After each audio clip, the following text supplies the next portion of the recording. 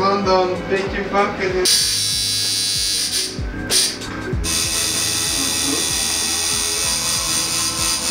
Lūdzu, paņēmiet, patestēt to. Mans labs draugs Juris Dauguls, Jurcis. Viņš bija viens no maniem pirmajiem pazīstamiem, kurš bija vispār tā kā kaut kādā ziņā iesaistīts vispār tajā visā tetovēšanas padarīšanā, tetovēšanas tajā kultūrā, subkultūrā. Viņš bija uztaisījis mājās tetovēšanas mašīnīti pastaisīt, un viņš prasīja, vai es negribu pamēģināt. Un tad nākošajā dienā es jau tetovēju tur pirmos kaut kādus savus draugus, normāli trebošām rokām un tā, bet viss sanāca par diezgan ok. Visu pa lielu no tās dienas nekas īsti nav apstājies. Un, tā tas iet vēl joprojām, bet kaut kā laikam nesoties uz to, ka es tetovēju jau tos pašus kaut kādus 10 gadus. Liekas, ka tagad ir tikai tas brīdis, kad viss pa īstam tā sākās. Es ar vienu draugu abi kā kopā sākām un pilnīgi neko nezinājām par tetovēšanu vispār. Pāris žurnāli mums bija un tādi, oh yeah, pačiko šito, pačiko to. Bet tāda liela bilde vispār nebija nekāda par tetovēšanu. Когда я видела татуировку своего папы, да, я поняла, что татуировки это очень плохо в детстве, да. Там был Пушкин и собор Парижской Богоматери. Об этом то, что именно там нарисовано, это он сказал. Так бы я ни за что не поняла. Вот. Потому что это были просто какие-то страшные серые пятна. Вот. А потом кто-то из парней притащил журнал американский, Savage Tattoo. Вот. И я посмотрела и сказала, все, я хочу быть как эти пацаны. Вот. И потом вот кто-то, когда приезжали откуда-то, ездили, привозили журналы, тогда, конечно, здесь ничего не продавалось, я смотрела и думала, вау. А потом я поехала еще на конвенцию, и там увидела всех монстров, они же там, самых крутых на тот момент собрали, там это Лу Фэмили, все там, в общем, все, все крутые, там только что полгода не было. Я такая посмотрела, какие они разукрашены, красивые, какие они татуировки делают, да, вообще какая-то красота. Конечно, сразу там вдохновилась и тоже хочу. Самое главное, по-моему, это было, что вот увидел татуировку, никого таких не было. Я видел такие синие пятна всякие, тюремщиков, там, такие, а там цветная, там, бокс такая, большая, да, и даже не мог поверить, что вот такое можем на коже сделать, да, и поэтому это из-за любопытства вначале я думал, блин, как это можно сделать вот такое на коже, да, и потом начал заниматься. Man iemācīja vienkārši džeks no rajona, vienkārši šo valodu čals no rajona. Kā tu taisi? Es te paņemu parastu pilspalviņu, tur ielieku kaut kādu stīgu. Vispār briesmīgs tas viss tas storijas ir, bet sāku tiešām ar paštaisīt aprīkojumu un negribēju ar viņu turpināt. Negribēju ar stīgām nevienu skrāpēt. Es pasūtīju no eBay mazu setiņu, un kad viņš atnāca uzreiz, bet nelasīja nekāda instrukcija, neko. Attaisīja vaļā atplēsi. Kopā viss, un kā jau uzreiz jādara iekšā bija. Начал делать татуировки абсолютно случайно. Просто работал на другой работе, и буквально в один день, в одну секунду пришла такая идея. Не было ни знакомых татуировщиков, ничего вообще. Просто идея, бам, появилась. И никуда не уходила, я начал искать информацию, куда податься, где что продается. Наткнулся на много тех, кто воспользовались незнанием моим и неподготовленностью. Вот так и начал, через терни всякие. Когда я училась, я думала вообще быть каким-нибудь модельером или дизайнером, что связано, то есть, с такое, связано с рисованием именно. То есть, а потом уже, да, мне пошло идея быть татуировщиком. Я очень довольна, что я сделала такой большой шаг, когда я бросила свою работу, хотя это было очень сложно. Я работала на 2 работах, то есть я работала в баре, дневные, ночные смены, и плюс выходные я работала татуировками, занималась. Но в тот момент я как раз-таки решила, бросать работу или нет. Я все-таки сделала этот шаг большой, и все-таки и ни в коем случае не жалею. Я дико довольна своей работой, это работа моей мечты, и я буду продвигаться дальше. Pirmais tetovējums, ko es taisīju, bija uz manu mazā brāli, toreiz viņam bija 16 gadi. ļoti trīcēja rokas. Pirmkārt, es nezināju, ko es daru. Viņš nezināja, ko mēs darām. Tas bija tāds viens liels eksperiments. Bet beigās mums kaut kas arī sanāca, un mēs bijām ļoti apmierināti un priecīgi. Un visiem draugiem apkārt patika, un tā lēnā garā. Tajā laikā, zinu, kā tev 16 gadi, tev pilnīgi vienalga par kaut kādu atbildību, ka tu citam cilvēkam uz mūžu atstāja tās zīmes, tad vienkārši, jā, visi draugi sadaram, viss notiek. Un tā beigās panesās. Tur vienkārši draugu loks. Ej, Волофом, тетовым аппаратуру, висит. Начинать самое сложное. Нету клиентов, нету денег, нету места, где колоть, нет знакомых, всем на тебя пофиг. Скорее тебя хотят закопать, чем тебе помочь. Ну, то есть хорошие люди всегда были. Если все правильно вначале делать и быть... Я был дикий фанат, просто из кожи вон лез. И вот тогда все получается. Nu šeit jūs redzat muzeju, sauksim viņu tā, kur ir redzami mani pirmie roku darbi, tetovēšanas mašīnītes, kuras es pats uztaisīju. Šis eksemplārs ir pirmais. Starp citu, tas ir rotors. Mūsdienās šobrīd ar profesionāliem aprīkojumiem rotoriem arī strādā. Tālāk iet pildspalvas iekšiņa, kārtīgi notīta ar izolācijas lenti. Un iekšā vēl tāds pildspalvas tintīti izspiest, izmazgātu. Caurulīti, var sakot, nemācēšu viņas vairāk nosaukt. Caurulīts, ar kur gāja, lūk, stīga. Stīgas es parasti gāju uz mūzikas veikalu pirkt. Tur bija kaut kāds konkrēts izmērs. Man pat pāris reizes pārdevēja jautāja, kam tev tik bieži tās stīgas ir vajadzīgas? Es teicu, man baigi bieži plīst. Smieklīgi arī vēl viena lieta, kas ir, lūk, labi, šitam bija maziņš futlāriņš no cirkuļu komplekta, tāds maziņš futlāriņš, kurā man glabājās uzgaliņi. Viens bija, kā lai pasaka, lainerītim, viens bija tā kā šeiderītim, magnums tad man vēl neeksistēja.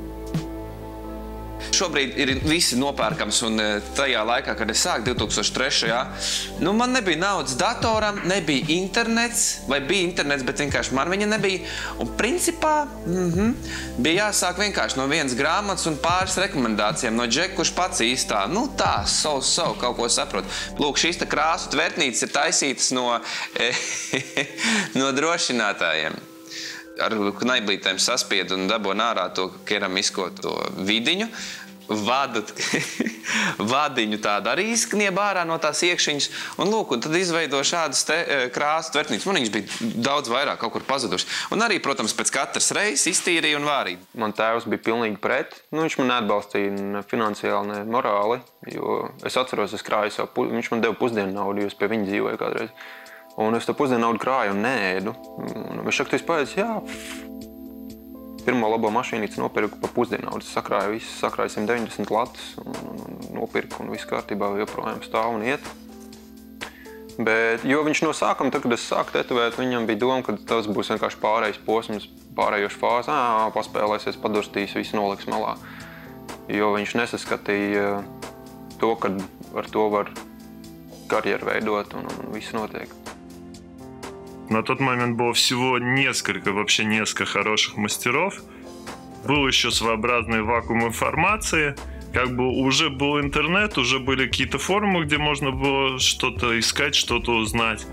Все мастера были плюс-минус против друг друга настроены, то есть не было никакого особого единства. Начинал становиться популярным. То есть в школе, я еще заканчивал школу, уже были люди с татуировками, и у меня появилось в 11 классе, наверное.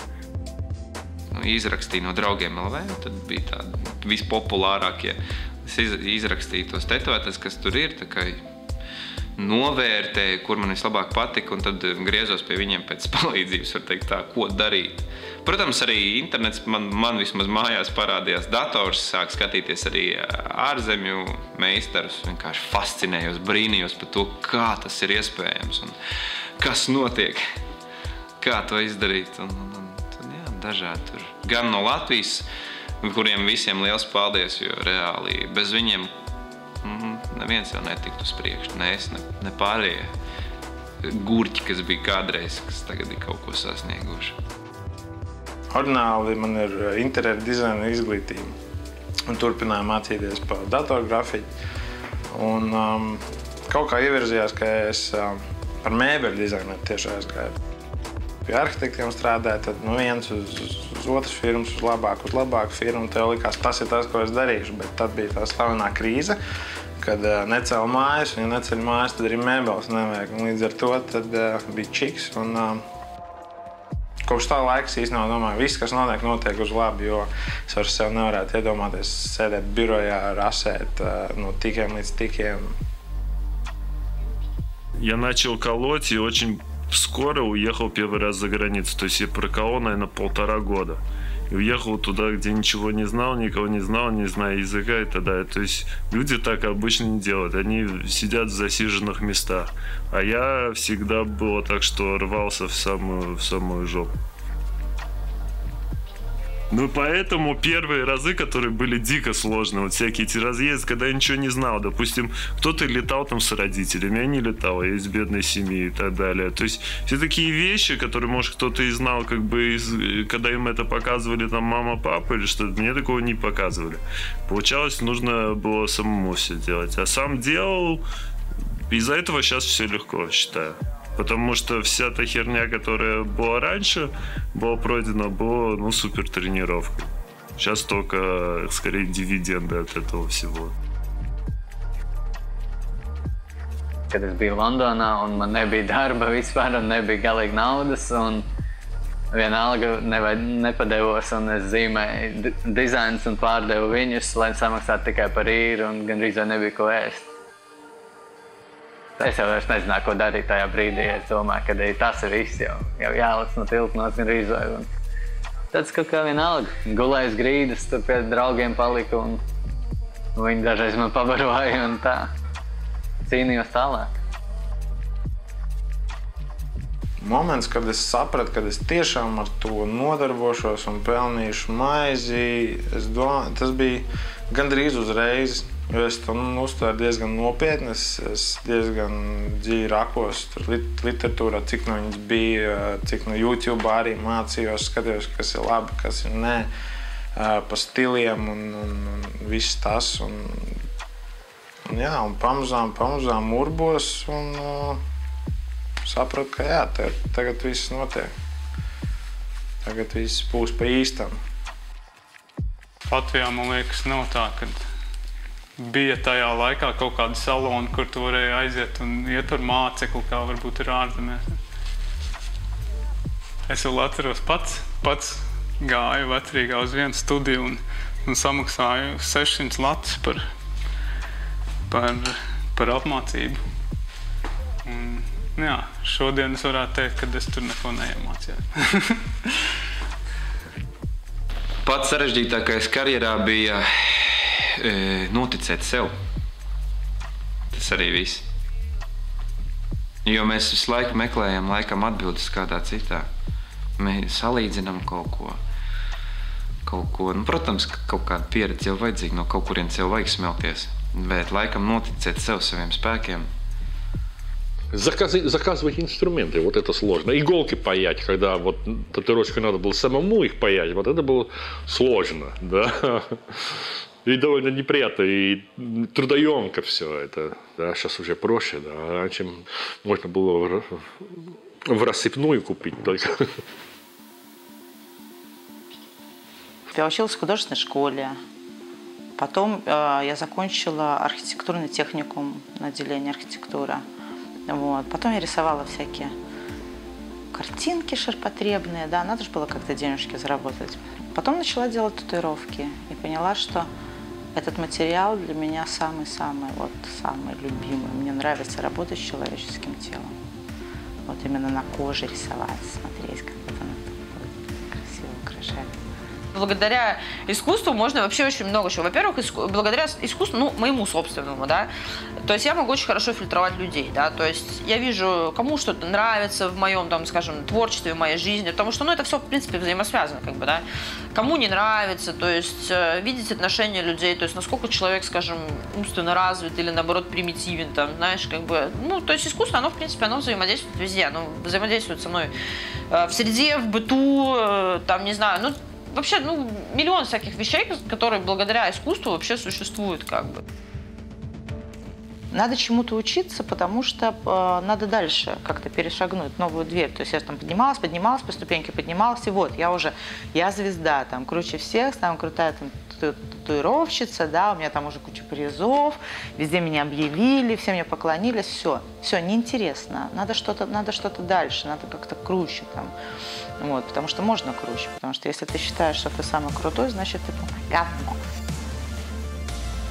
И я просто вбила в поисковик, в Google, просто так вот, теология и арт, и у меня выдалась Христианская академия, что там есть именно иконопись, что я буду, не просто изучать живопись, да, там, например, вот, а буду еще серьезно изучать теологию.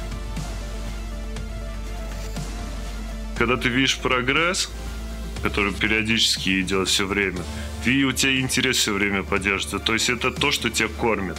Тебе как кидает конфетку дрессировщик. Вот твой прогресс – это есть твой дрессировщик. А потом ты становишься в один момент просто тупо зависим от этого. То есть ты зависим от развития. Ты сегодня не нарисовал ничего, ложусь спать дико расстроенный. Там сегодня ты не сделал что-то покруче. Или там за этот месяц ты не стал круче, да, ты сможешь, или там за полгода. И дикая депрессия. То есть все время вот этот кайф нахождения новых задач. Для меня каждая татуировка, естественно, что-то символизирует. Но когда я выбираю себе татуировку, я, в принципе, на этом не циклюсь. Да? Я выбираю просто, что мне хочется. Я знаю, где мне хочется, это первое. В каком месте мне начинает жечь. Мне нужно там татуировку. Обязательно, хоть убейте. Вот. Потом я начинаю думать, что бы я, в принципе, хотела бы там иметь, да, в каких цветах, какой формы там приблизительно. Вот. Потом под это я уже подыскиваю какой-то там рисунок, или мне кто-то подыскивает, кто будет делать татуировку, да. Вот. А потом я придумываю этому символику. Смысл должен быть для человека в первую очередь. Потому что не обязательно, делать, грубо говоря, конкретные какие-то, как раньше было, там, тюремный вариант, вот там, значит, тигр одно, значит, там, не знаю, там, купала другое, там, и третье, да. То есть у каждого человека есть какая-то своя фишка в голове, почему он именно это сделал. То есть для него это что-то значит. То есть, я считаю, что ни одной татуировки нету без смысла вообще никуда. Даже самые банальные какие-то надписи, там, сердечко туда-сюда. Все равно для человека это что-то символизирует. С каким-то событием в жизни ассоциируется, там, еще с чем-то, да. То есть все равно как-то же к этому пришел. В принципе, я считаю, татуировка это как галочка, как марк какого-то времени. Вот, допустим, у меня есть татуировки, которые я сделал там в 17 лет, да.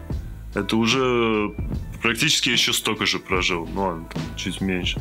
Но и я смотрю на татуировку, и тогда меня может перенести в то время. Я могу более отчетливо вспомнить там тот день, там следующие дни, там месяца те.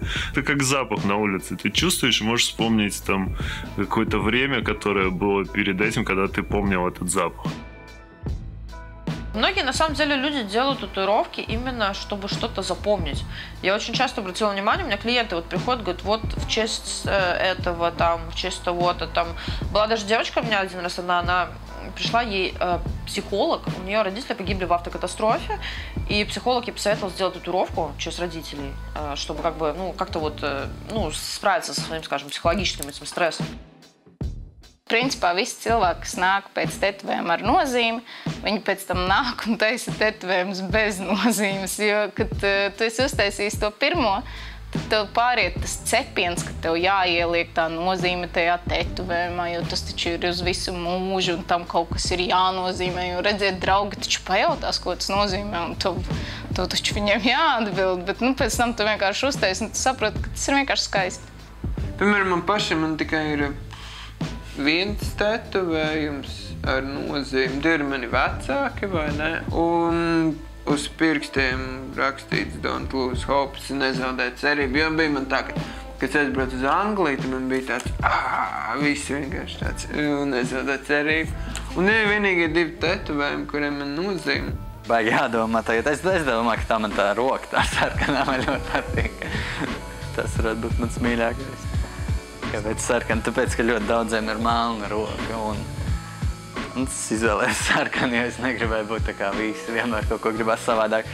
Bet arī tāpēc, ka man īsti patika tie tetovējumi, kas man bija apakšā, es jau viņus negribēju nemaz taisīt ciet, jo, man liekas, ka tetovējums ir uz mūžu, tā kā, un, ja tu viņu taisīji, tā tad kaut ko viņš tev nozīmē tajā brīdī, un kāpēc dzēst kaut ko tādu ārā, jo.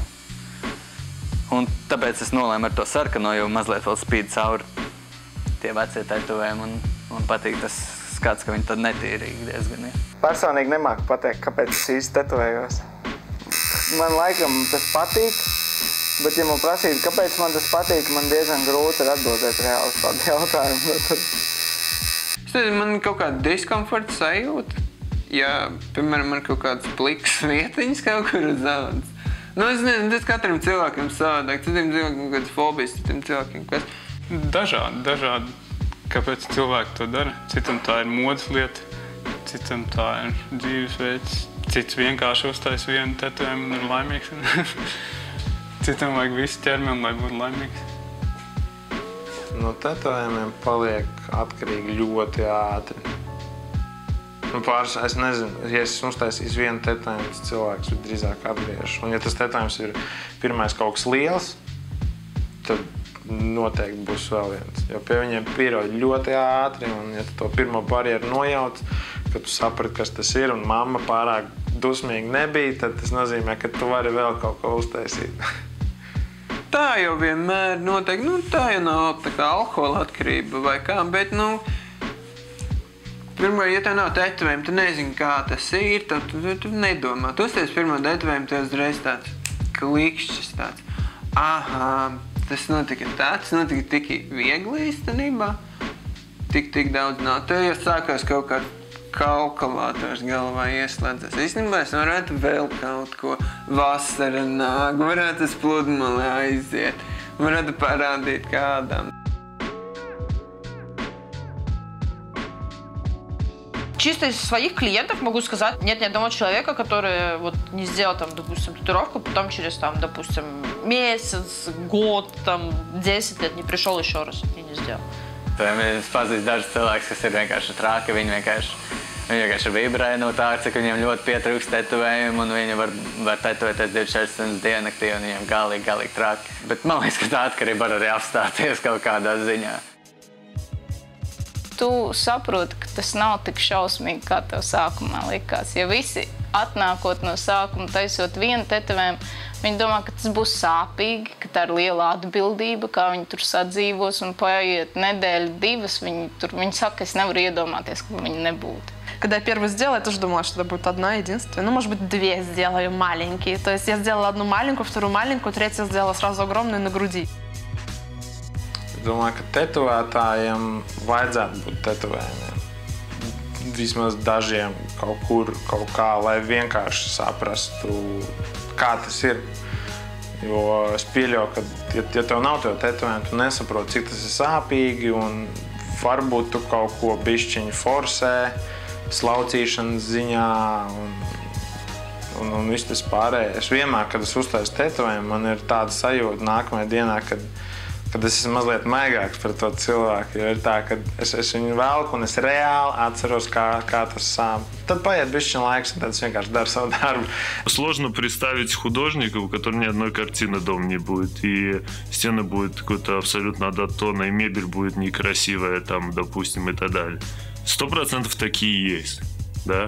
Так же, как татуировщики. Если человек любит определенный вид красоты, вообще красоту, то он будет все-таки к этому стремиться. У тебя есть татуировки? Много есть. Но на самом деле, скажу людям, хотел бы многие убрать. Вот хочу свести свои пальцы, например.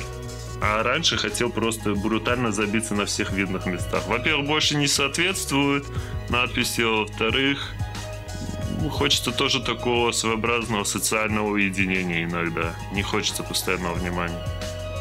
Varbūt tas problēma, tas varbūt ir jauniem cilvēkiem, kas vēl, teiksim, tur savos tīņu gados baigi visi tur excited par visu, tur samočīja sev tur tuneļus, tur kaklus satetovē, un pēc tam, kad jāsāk dzīvē vispār domāt, ko darīt, tad var sanākt tā, ka nesanāk. Jā, es uzskatu, ka tas ir skaisti un tas ir pareizi, ja tetovētais pats ir viss aptetovējies. Jo cilvēkam ir lielāka uzticība pret tevi. Diemžēl man pagaidām nav tetovējumi, bet es ceru ar laiku arī iegūt daudz. Bet man ir grūti saņemties uz pirmo. Es vienkārši saprotu, ka vienā brīdī vienkārši jāpaņem tādu bišķiņu jāieslēdz vienaldzību, un tad arī viss notiks, jo arī nevar vienkārši cerēt, ka tu visas savas kaut kādas idejas vai vēlmes tur pilnveidos pirmajā теtovējumā. Tas ir muļķīgi. Тату-культура, она уже подразумевает под собой, как бы, ты вот общаешься с этими людьми, ты как бы вот, ты должен, соответственно, и выглядеть, да, то есть это твоя, как в банке работают, там, в галстуках, допустим, и в белых рубашках, да, допустим, так же самый татуировщик, он должен быть вот забитый, как бы, да. Latvijā tetovēšanas kultūra, man liekas, tagad sāk parādīties ļoti izteiksmīgi, kad parādās ļoti daudz salonu un lielākā daļa no viņiem ir tiešām labi. Tagad tāds sajūta, ka visi grib būt tetovētāji. Ja agrāk visi gribēja būt fotografi, tad tagad visi grib būt tetovētāji. Tas tāds, nezinu, varbūt tās stila pazīmes, varbūt tas, ko rāda pa televizoru, nezinu. Я считаю, что у нас очень крутой уровень мастеров. У нас именно так, что у нас в процентуальном отношении татуировщики больше хорошие, чем плохие. То есть, если, например, за границей тебе надо искать, где хороший татуировщик, то здесь тебе надо поискать, если ты найдешь какого-то говняного, то есть это значит, ты реально постарался, я не знаю, там, по каким подвалам там ходил, вот, и искал его. У нас очень хорошие татуировщики, очень хорошая школа наша. У нас вообще, я говорю, у нас грамотные люди, грамотные клиенты очень, на самом деле, именно, кстати, слово «культура» очень хорошо подходит, потому что то, что вот, например, при работе за границей я заметила, там нет культуры, там просто, знаешь, вот конвейер такой конкретный. А у нас вот очень классно, что именно каждый мастер занимается чем-то своим, у каждого именно своя такая очень специфическая ниша, как бы, и вот именно все это вместе делает вот эту вот всю, как ты сказал, культуру именно, то есть. Ārzemēs cilvēki uzskata to, ka tas ir normāli, ka tev ir tetovējums. Da kaut vai vienalga, vai viss mugura, vai roka, vai maziņš. Tas ir tik brīvi un tik vienkārši. Sākot no pilngadības sasniegušiem jauniešiem, beidzot ar 70-gadīgu omīti, kur atnāk un sev uz dzimšanas dienu uz jubileju tauriņu uztais. Salīdzinoši Latviju, mēs vēl mazliet stagnējam. Mēs vēl mazliet kaut kur ik pa brīdim kaut ko izšļācam, par kaut kādiem vecajiem stereotipiem. Люди, вот они изначально с рождения нацелены на одну вещь. А не дай бог я сяду, не дай бог там, мне надо будет работать там где-то в каком-то солидном учреждении. Чувак, живи ты своей жизнью, там, знаешь, не живи ты по станку по такому, знаешь, как бы. Но вот у нас вот еще вот у многих это есть. Я думаю, со временем это все уйдет, как бы, и люди вот, они все встанут на свои места. Вот. Сейчас, слава богу, есть эта передача, это моя Минка, она, конечно, это не самый лучший татуировщик в мире, да, но она довольно такая воспитательная. Это, конечно, не надо приходить людьми с этими грустными историями о раке и там, умерших хомячках и так далее, и так далее. Это все не надо рассказывать. Просто люди больше видят эти разные стили. Нету такого гугловского воспитания. Вот смотрел в Google, зашел тату, да, и там все дерьмо вылетит. Вот как он откроет, будет только сплошное дерьмо, да. Да, по-другому люди уже сейчас уже интереснее работать, можно сказать, да. Esmu padzīvojis daudz kur, kā jau visi latvieši, Īrijā, Anglijā, un esmu sapratis, ka viss ir labi, bet mājās ir vislabāk. В Латвии жизнь простая, на самом деле. Многие этого не понимают. Может, не во всех это структурах так, и сферах жизни. Например, в татуировке точно здесь лучше. Зарабатывать можно больше, но многие люди не понимают. Допустим, круто зарабатывать, не знаю, там полштуки в день, да? Но если ты живешь в той стране, где тоже и траты большие, это тоже просто большая зарплата. Это так и так много, да? Но это не так, что ты как бы как король. А в Латвии ты можешь где-то поработать, приехать тут месяц вообще, например, ничего не делать. То есть ты становишься свободным. И менталитет, я не знаю, я путешествовал так дико много и отбыл в многих странах, что то, что кажется сразу же офигенно прикольным, крутым, веселым и так далее, на деле часто оказывается довольно-таки пустоватым. А здесь как бы ты больше знаешь, что ждать от людей. И я люблю более злых людей. им можно доверять, если они те раскрылись. Если нет, то нет. А жополист много дико в Европе и более таких мягких странах. Nu, man liekas, tā kā vairums no mums šeit Rīgas tintē, mēs noteikti esam ieņēmuši tādu virzību uz klasisko amerikāņu tradicionālo tetovēšanu.